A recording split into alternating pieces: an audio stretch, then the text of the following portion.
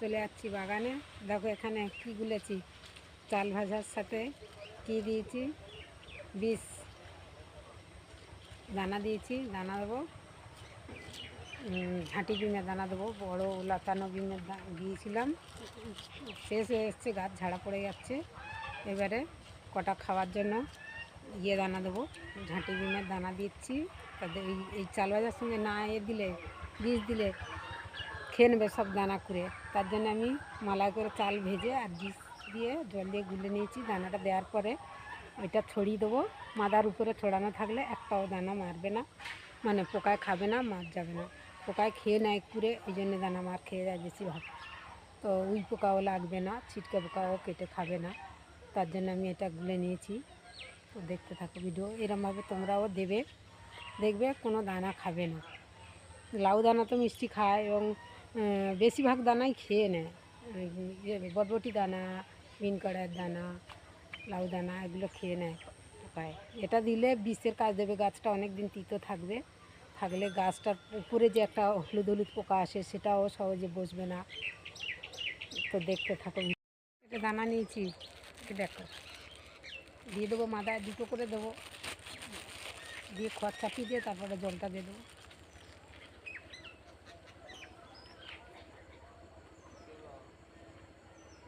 সেখানে pipe jumper তুলে দিতে হবে, জল দিতে হবে, পাইপটা টেনে দেবে। এসো, পাইপটা টেনে দেবে, এখানে জলটা দিয়েছে, বাগানে যাবো, মাঠে যাবো।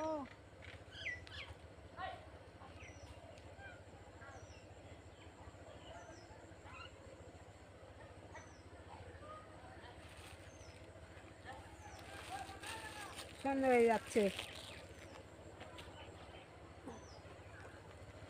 এখানে এসে একটু পাইপটা সাইজ করে দিয়ে যাও, দিয়ে আর তারপরে এখানে জল দিয়ে অনেক দিন তো কলমি শাক ফেলানো আছে। কলমি শাক গাছগুলো বড় হয়ে যাচ্ছে, জল না দিলে হয়। উচ্ছে বাদায় সবসময় রস রাখতে হবে। উচ্ছে দানা গাছে কালকে খুশিয়ে খড় চাপিয়ে দিয়েছি।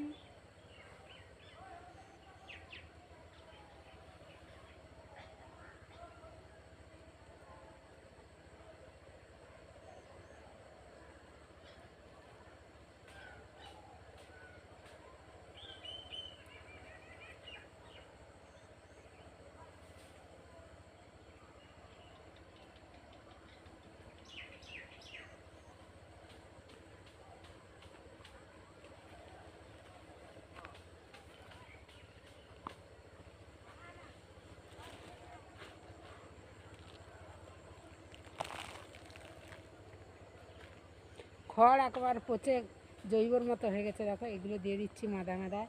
যে কোনো গাছের গোড়া গোড়া দিলে গরমকাল পর্যন্ত রস ধরে থাকবে, এটাও একটা জৈব সারের কাজ দেবে।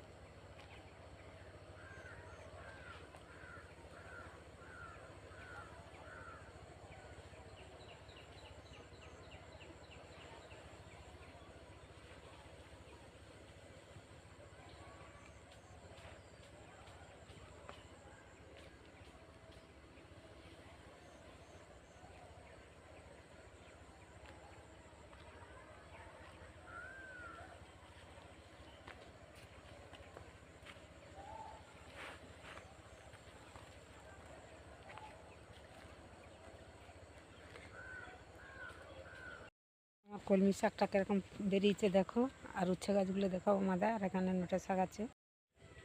আগের নোটে শাকগুলো তো খাওয়া হয়ে এসছে, শেষ হয়ে এসছে প্রায়, এখানটা অল্প ফেলানো আছে। সাদা কলমির দানা এগুলো ফেলানো আছে, বাড়িয়ে গেছে দেখো কত সুন্দর। জল দিয়ে ডুবিয়ে দেবো। বন্ধুরা ভিডিও দেখবে এই পর্যন্ত, টাটা।